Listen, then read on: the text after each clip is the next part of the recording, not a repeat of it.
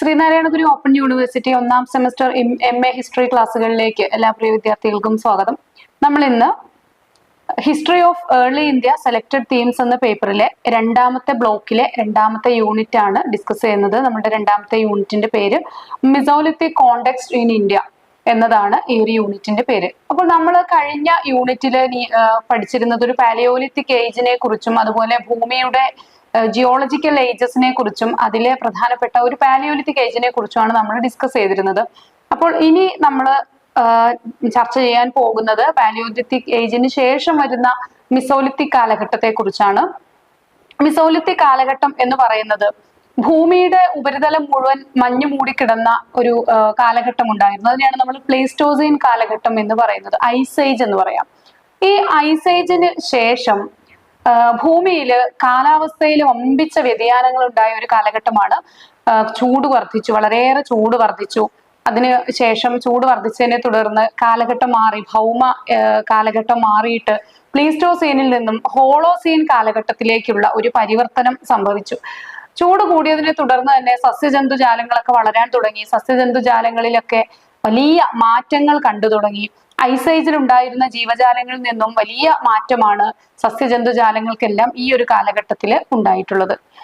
Palaeolithic Neolithic യുഗങ്ങളുടെ മധ്യകാലത്തിന് അല്ലെങ്കിൽ ഇതിന്റെ ഇടയിലുള്ള ഒരു കാലഘട്ടത്തെയാണ് നമ്മൾ മെസോലിത്തിക് കാലഘട്ടം എന്ന് പറയുന്നത്.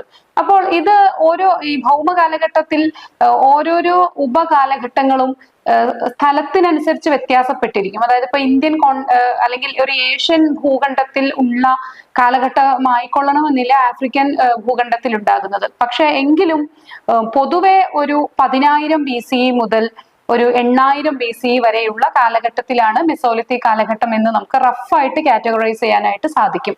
ഇതിനെ കൃത്യമായിട്ട് നമുക്കൊരു കറക്റ്റ് ഇന്ന കാലഘട്ടം മുതൽ ഇന്ന കാലഘട്ടം വരെ എന്ന് ആഗോളതലത്തിൽ പറയാനായിട്ട് സാധിക്കില്ല. അപ്പോൾ യൂറോപ്പിലെ മെസോലിത്തിക് കാലഘട്ടം BC 15,000 മുതൽ 5,000 ഇതിനിടയിലുള്ള ഒരു കാലഘട്ടത്തിലാണ് ഉണ്ടായിട്ടുള്ളത്. അപ്പോൾ ഈ ഒരു കാലഘട്ടത്തിന്റെ പൊതുവായിട്ടുള്ള ഒരു സവിശേഷത എന്ന് പറയുന്നത് പാലിയോലിത്തിക് ഏജിൽ നിന്നും നിയോലിത്തിക് ഏജിലേക്കുള്ള ഒരു സഞ്ചാരത്തിന്റെ അല്ലെങ്കിൽ ഒരു പരിവർത്തനത്തിന്റെ കാലഘട്ടമാണിത്. പാലിയോലിത്തിക് ഏജിൽ വളരെ റഫായിട്ടുള്ള ഉപകരണങ്ങൾ, ശിലാ ഉപകരണങ്ങളാണ് ഉപയോഗിച്ചിട്ടുള്ളത്. നിയോലിത്തിക് ഏജില് വളരെ ചെറുതും മിനുസമേറിയതും അതുപോലെ സൂക്ഷ്മമായിട്ടുള്ള ആയുധങ്ങളാണ് ഉപയോഗിക്കുന്നത്. എന്നാൽ ഇതിന്റെ രണ്ടിനെയും ഇടയിലുള്ള, അതായത് റഫായതിൽ നിന്നും വളരെ മൃദുവും മൂർച്ചയേറിയതും ഒക്കെ ആയിട്ടുള്ള ആയുധങ്ങളിലേക്കുള്ള ഒരു പരിവർത്തനത്തിന്റെ കാലഘട്ടം. അപ്പോൾ ബ്ലേഡുകളുള്ള താരതമ്യേന ചെറുതായിട്ടുള്ള എന്നാൽ നവീന ശിലായുഗത്തിലേതുപോലെയുള്ള ഒരു രീതിയിലേക്ക് പരിവർത്തനം ചെയ്യപ്പെട്ടിട്ടുമില്ലാത്ത തരത്തിലുള്ള ആയുധങ്ങളാണ് ഈ ഒരു കാലഘട്ടത്തിൽ മനുഷ്യൻ ഉപയോഗിച്ചത്. അപ്പോൾ ചെത്തുമിനുക്കിയ ആയുധങ്ങൾ തന്നെയാണ് ഉപയോഗിച്ചിട്ടുള്ളത്. മധ്യശിലായുഗത്തിലെ ആളുകൾ കൂടുതലും വേട്ടയാടൽ, മത്സ്യബന്ധനം, അതുപോലെ ഭക്ഷണ ശേഖരണം എന്നിവയാണ് പ്രധാനമായിട്ടും നടത്തിയിരുന്നത്. എങ്കിലും ഇതിന്റെ ഏറ്റവും അവസാന കാലഘട്ടത്തിലൊക്കെ വളരെ ചെറിയ തോതിലുള്ള കൃഷിയുടെ ഒരു ആദിമ സൂചന എന്ന് പറയാം നമുക്ക് കാണാനായിട്ട് സാധിക്കും. അതുപോലെ മൃഗങ്ങളെ ഇണക്കി വളർത്തുന്നതിന്റെ നേരിയ ഒരു സൂചന നമുക്ക് ഈ ഒരു കാലഘട്ടത്തിൽ നിന്ന് ലഭ്യമാണ്. എങ്കിലും കൃഷിയുടെയും മൃഗങ്ങളെ ഇണക്കി വളർത്തുന്നതിന്റെയും ഒക്കെ ക്ലിയർ ആയിട്ടുള്ള കാലഘട്ടം എന്ന് പറയുന്നത് ഏതാണ്? അത് നവീന ശിലായുഗമാണ്. എങ്കിലും ഇതിന്റെ എല്ലാം ആദിമമായിട്ടുള്ള സൂചനകൾ നമുക്ക് മെസോലിത്തിക് കാലഘട്ടത്തിൽ നിന്ന് തന്നെ ലഭിക്കുന്നുണ്ട്. അതുപോലെ ഗുഹാചിത്രങ്ങളുടെയും സെറാമിക്സിന്റെയും ഒക്കെ വികസനം ഈ ഒരു കാലഘട്ടത്തിൽ ഉണ്ടായിട്ടുണ്ട്. ഇനി ഒരു പാസ്റ്ററൽ സൊസൈറ്റിയുടെയും ഹോർട്ടിക്കൾച്ചറൽ സൊസൈറ്റിയുടെയും ഒക്കെ ഈ രണ്ട് കാലഘട്ടത്തിന്റെ ഒരു സമന്വയം നമുക്കിവിടെ കാണാനായിട്ട് സാധിക്കുന്നുണ്ട്. ഇനി മെസോലിത്തിക് കാലഘട്ടത്തിൽ ജനങ്ങൾ ഗുഹകളിലല്ല വസിച്ചിരുന്നത്. അവര് ഒരു സ്ഥിരമായിട്ടൊരു ജീവിതം അല്ലെങ്കിൽ സ്ഥിരവാസം അവര് പൂർണ്ണമായിട്ടും ആരംഭിച്ചിട്ടില്ല. അവർ വളരെ കുറഞ്ഞ കാലത്തേക്ക് ഓരോ മേഖലകളിൽ ജീവിക്കുന്ന ഒരു പാർഷ്യൽ ജിപ്സി ലൈഫ് അവർ സ്റ്റാർട്ട് ചെയ്തിട്ടുണ്ട്. എന്ന് വെച്ചാല് വിഭവങ്ങൾ തീരുന്നത് വരെ ഒരു മേഖലയിൽ സ്ഥിരമായി താമസിക്കുകയും വിഭവ ശോഷണം സംഭവിക്കുമ്പോൾ അവിടെയുള്ള വിഭവങ്ങൾ അവർ ഉപയോഗിച്ച് തീരുമ്പോൾ അടുത്ത പ്രദേശത്തേക്ക് മെല്ലെ നീങ്ങുകയും ചെയ്യുന്ന രീതിയിലുള്ള ഒരു സെറ്റിൽഡ് ലൈഫ് അവർ ആരംഭിച്ചിട്ടുണ്ട്. ഇനി രണ്ടാമത്തെ ശിലായുഗം, അതായത് ഇതിന് തൊട്ട് താഴെയുള്ള മെസോലിത്തിക്കിന്റെ രണ്ടാം ഘട്ടത്തിൽ, മധ്യശിലായുഗത്തിന്റെ രണ്ടാം ഘട്ടത്തില് ആളുകൾ കല്ലുകൾ മാത്രമല്ല അസ്ഥികളും അതുപോലെ അമ്പും വില്ലും ബന്ധനത്തിന് ഉപയോഗിക്കുന്ന ചെറിയ ചൂണ്ടക്കൊളുത്തുകളും ഒക്കെ ഈ ഒരു കാലഘട്ടത്തിൽ അവർ ഉപയോഗിച്ചു തുടങ്ങിയിട്ടുണ്ട്. ഇനി ഈ ഒരു കാലഘട്ടത്തിൽ നമുക്ക് പല പെയിന്റിങ്ങുകൾ ലഭ്യമായിട്ടുണ്ട്. അപ്പോൾ വിപുലമായിട്ടുള്ള ഇതിന്റെ ഒരു കഴിവുകൾ വികസിച്ചു വരുന്നത് നമുക്ക് കാണാനായിട്ട് സാധിക്കും. ഇപ്പൊ വേട്ടയാടുന്നതിന്റെയും മൃഗങ്ങളെ വേട്ടയാടി പിടിച്ച മൃഗങ്ങളെ അവർ വിഹിതം വെക്കുന്നതിന്റെയും ഒക്കെയായി ബന്ധപ്പെട്ട ചില ചിത്രങ്ങളൊക്കെ അപൂർവമായിട്ട് ഈ ഒരു കാലഘട്ടത്തിൽ നിന്നും ലഭിച്ചിട്ടുണ്ട്.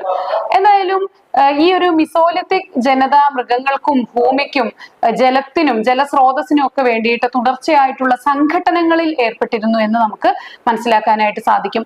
ഈ സംഘട്ടനത്തെ തുടർന്ന് അവർ കൂട്ടത്തിൽ കായബലം കൂടിയ ആളുകൾ, അതായത് ശക്തി കൂടിയ ആളുകൾക്ക് ഒരു നേതൃസ്ഥാനത്തേക്ക് അവരോധിക്കുന്നതും ക്രമേണ ചില ഗോത്രങ്ങൾ രൂപപ്പെടുന്നതും ഈ കാലഘട്ടത്തിന്റെ പ്രത്യേകതയാണ്. അപ്പോൾ മെസോലിത്തിക് കാലഘട്ടത്തിന്റെ വലിയൊരു സവിശേഷതയാണ് ഇത്. പരസ്പരം സംഘട്ടനത്തെ തുടർന്ന് ഒരു അതോറിറ്റി ഡെവലപ്പ് ചെയ്യുന്ന ഒരു ഗോത്രവർഗങ്ങൾ രൂപപ്പെട്ടു വരുന്നതിന്റെ ഒരു തെളിവുകൾ നമുക്ക് ഈ ഒരു കാലഘട്ടത്തിൽ നിന്ന് ലഭിക്കുന്നുണ്ട്. ഇപ്പൊ മെസോലിത്തിക് ജനത അവരുടെ ആവശ്യവും വിഭവങ്ങളുടെ ലഭ്യതയും ഒക്കെ അനുസരിച്ചിട്ട് അതുപോലെ നാടോടി ജീവിതമാണ് പൊതുവെ നയിക്കുന്നത് എങ്കിലും അതിനനുസരിച്ചിട്ട് അവര് ഭാഗികമായിട്ടുള്ള സ്ഥിരതാമസവും ആരംഭിച്ചിട്ടുണ്ട് ഈ ഒരു കാലഘട്ടത്തിൽ. അപ്പൊ ഏകദേശം 10,000 BC കാലഘട്ടത്തിലാണ് മധ്യശിലായുഗത്തിന്റെ സംസ്കാരം ആരംഭിക്കുന്നത് എന്ന് നമുക്ക് റഫായിട്ട് കാറ്റഗറൈസ് ചെയ്യാനായിട്ട് സാധിക്കും. കേരളം, തമിഴ്നാട് ഈ ഭാഗങ്ങളിൽ, അതുപോലെ ഇന്ത്യയുടെ ഇതര ഭാഗങ്ങളിലും ഒക്കെ നമുക്ക് 1000 BC 1000 വരെ ഇരുമ്പ് യുഗ സംസ്കാരത്തിന്റെ ആരംഭം കുറിക്കുന്നത് കാണാനായിട്ട് സാധിക്കും. BC 1000-ലൊക്കെയാണ് ഇരുമ്പ് യുഗം ഇവിടെ ആരംഭിക്കുന്നത്. അപ്പൊ വടക്ക് കിഴക്ക് ഒഴികെയുള്ള പ്രദേശങ്ങളില് ഇന്ത്യയിൽ ഉടനീളം മിസോലിത്തിക് സൈറ്റുകൾ കാണാനായിട്ട് സാധിക്കും. വടക്ക് കിഴക്കൻ പ്രദേശങ്ങളിൽ നിന്നും ഇത്തരം സൈറ്റുകൾ മിസോലിത്തിക് കാലഘട്ടത്തിന്റെ തെളിവുകൾ ലഭിച്ചിട്ടില്ല. ഇനി മഹാദാഹ, ദംദാമ, സരൈ നഹർ എന്നിവിടങ്ങളിൽ നിന്നൊക്കെ നമുക്ക് ഇതിന്റെ തെളിവുകൾ ലഭിച്ചിട്ടുണ്ട്. ദംദമയൊക്കെ അതിൽ കൂടുതൽ പ്രധാനപ്പെട്ട പ്രദേശമാണ് ദംദമ സൈറ്റുകൾ എന്ന് പറയുന്നത്. അപ്പൊ ഇവിടെ നിന്ന് ആളുകളുടെ അസ്ഥികൂടങ്ങൾ കണ്ടെത്തിയിട്ടുണ്ട്. അപ്പോൾ സംഘട്ടനത്തിൽ കൊല്ലപ്പെട്ട ആളുകളുടെ അസ്ഥികളൊക്കെ ഇവിടെ നിന്ന് കണ്ടെത്തിയിട്ടുണ്ട്. അപ്പോൾ അതിൽ നിന്ന് നമുക്ക് മനസ്സിലാക്കുന്നത് ഗോത്ര സംഘട്ടനങ്ങൾ അന്ന് സർവ്വസാധാരണമായിരുന്നു എന്ന് നമുക്ക് മനസ്സിലാക്കാനായിട്ട് സാധിക്കും. അപ്പോൾ മാത്രവുമല്ല ഇവിടെ സ്ത്രീ പുരുഷന്മാരെ ഒന്നിച്ച് അടക്കം ചെയ്തതിന്റെ തെളിവുകൾ ലഭിക്കുന്നുണ്ട്. ഇത് ദമ്പതികളെ ഒന്നിച്ച് അടക്കം ചെയ്യുന്ന ഒരു രീതി അന്ന് നിലവിലുണ്ടായിരുന്നു എന്ന് വിശ്വസിക്കപ്പെടുന്നു. ഇനി സതി സിസ്റ്റത്തിന്റെ ഒക്കെ വളരെ വിദൂരമായ ഏതോ ഒരു രീതിയിൽ ഒരു സാമൂഹിക സമ്പ്രദായം അവിടെ നിലനിന്നിരുന്നോ എന്നും നരവംശ ശാസ്ത്രജ്ഞർക്ക് സംശയമുണ്ട്. കാരണം രണ്ടുപേര് ദമ്പതികൾ ഒന്നിച്ചു മരണപ്പെടുന്ന സാഹചര്യങ്ങൾ എപ്രകാരമാണ് വന്നിരിക്കുക എന്നതിനെ കുറിച്ചാണ് ഉള്ള ആലോചനകളാണ് ഈ ഒരു രീതിയിലുള്ള നിഗമനത്തിലേക്ക് ഇവരെ എത്തിക്കുന്നത്.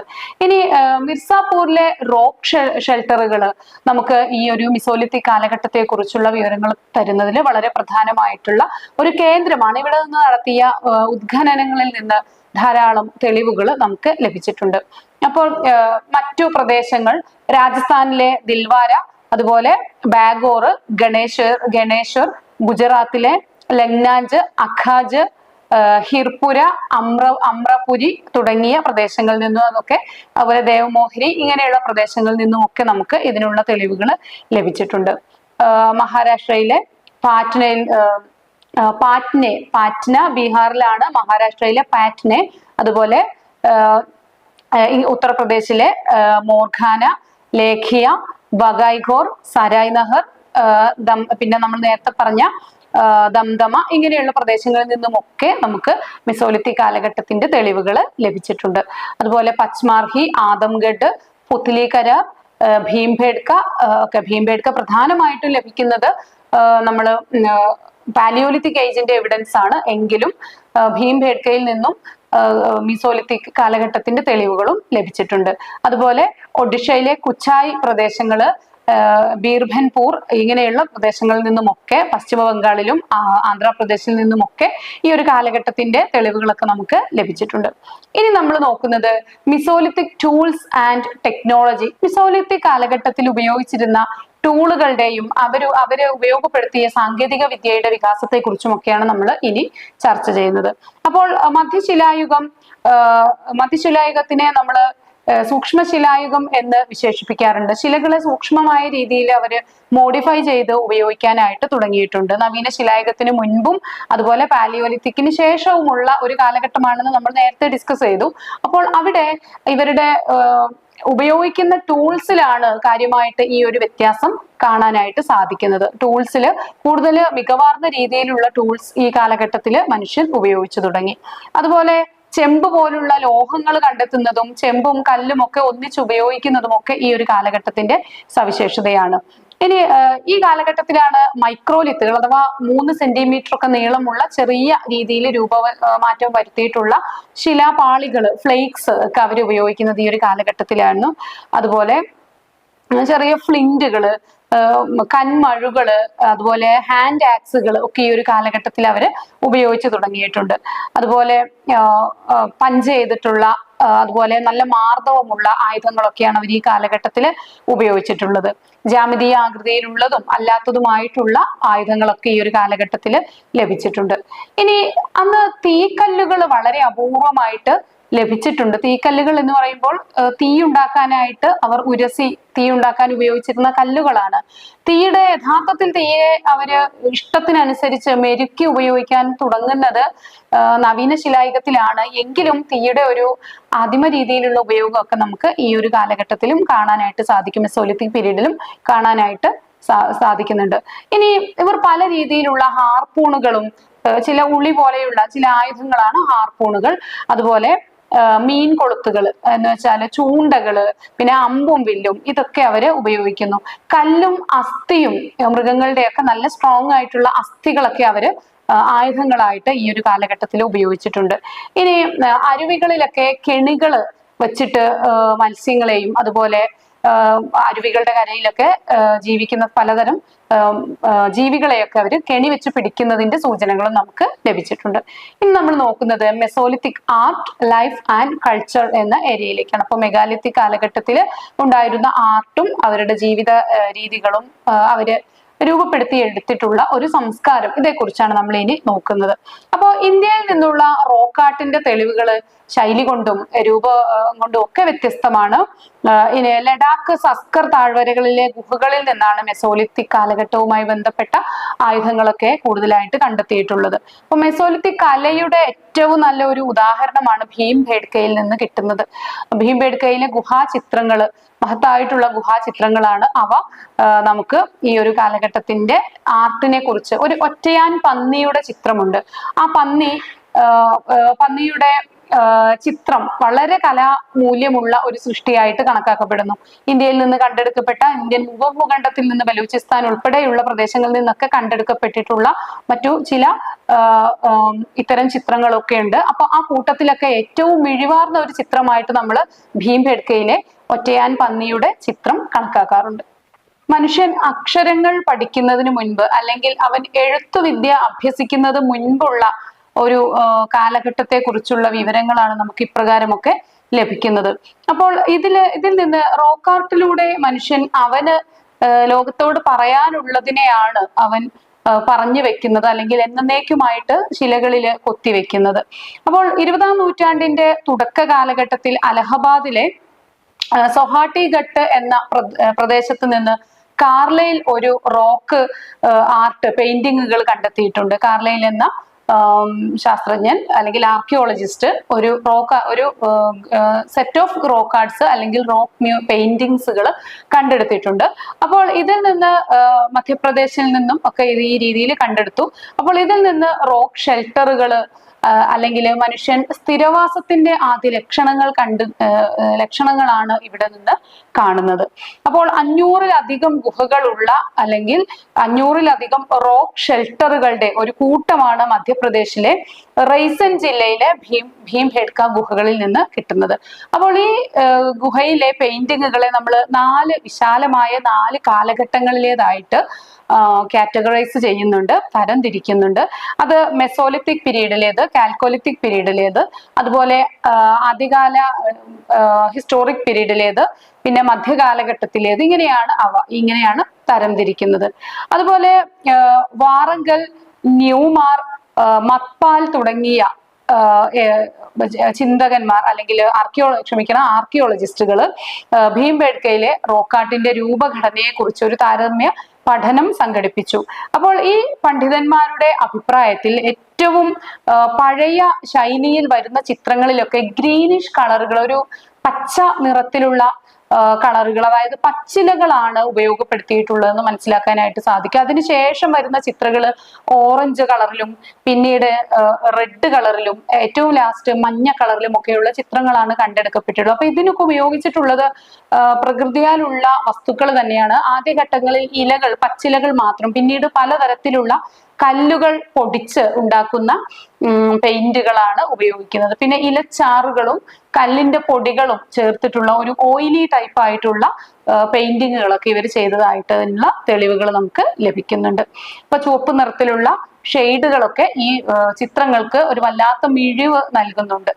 ഇനി നിരവധി ചിത്രങ്ങൾ കണ്ടെടുക്കപ്പെട്ടിട്ടുണ്ട്. അപ്പൊ ഒരു 90x46 സെന്റിമീറ്റർ വലിപ്പമുള്ള ചിത്രങ്ങളാണ് ഈ ഒരു കാലഘട്ടത്തിലേതായിട്ട്, അതായത് മെസോലിത്തിക് പീരീഡിലേതായിട്ട് ഏറ്റവും കൂടുതൽ കണ്ടെടുത്തിട്ടുള്ളത്. ജയ്പൂർ, നിംഖ്താന, ചുരു ജില്ലകളിൽ നിന്നെല്ലാം തന്നെ നിരവധി റോക്ക് ഷെൽട്ടറുകൾ ഈ ഒരു കാലഘട്ടത്തിൽ കണ്ടെടുത്തു. അതുപോലെ ഇവിടുത്തെ ചിത്രീകരണങ്ങളും മധ്യേന്ത്യൻ ചിത്രീകരണവുമായിട്ട് സാമ്യം പുലർത്തുന്നവയാണ് എന്ന് നമുക്ക് മനസ്സിലാക്കാനായിട്ട് സാധിക്കും. ഇനി അതുപോലെ തന്നെ രാജസ്ഥാനിൽ നിന്നും പ്രത്യേകമായിട്ടുള്ള പെക്യൂലിയർ റോക്ക് ഷെൽട്ടേഴ്സ് കണ്ടെടുത്തിട്ടുണ്ട്.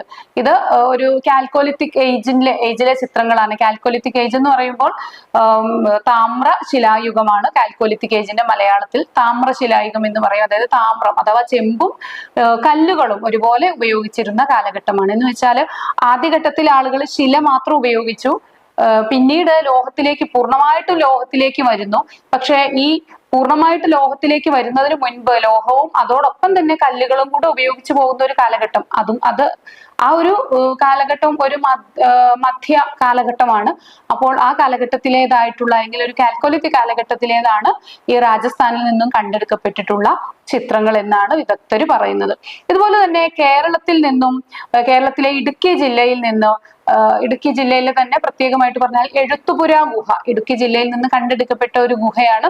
ആ ഗുഹയിൽ നിന്നുമൊക്കെ മെസോലിത്തിക് കലയുടെ ഉദാഹരണങ്ങൾ ലഭിച്ചിട്ടുണ്ട്. അപ്പൊ നമ്മൾ ഈ ഒരു യൂണിറ്റിൽ പഠിച്ചിട്ടുള്ളത് മിസോലിത്തിക് കാലഘട്ടത്തെ കുറിച്ചാണ്. മിസോലിത്തിക് കാലഘട്ടത്തിലെ ജനജീവിതം, അവിടുത്തെ ആർട്ട്, നമുക്ക് അവരെ അവശേഷിപ്പിച്ച് പോയിട്ടുള്ള ഗുഹാചിത്രങ്ങള്, അതിൽ നിന്ന് അവരുടെ ജീവിതത്തെക്കുറിച്ചും അവർ ആർജിച്ച സാങ്കേതിക പരിജ്ഞാനത്തെക്കുറിച്ചും അവര് ആയുധ നിർമ്മാണത്തിൽ അവർ അവലംബിച്ചിരുന്ന ടെക്നോളജികളെ കുറിച്ചും ഒക്കെയാണ് നമ്മൾ ഈ ഒരു യൂണിറ്റിൽ ചർച്ച ചെയ്തത്. ഈ യൂണിറ്റ് ഇവിടെ അവസാനിക്കുന്നു. Thank you.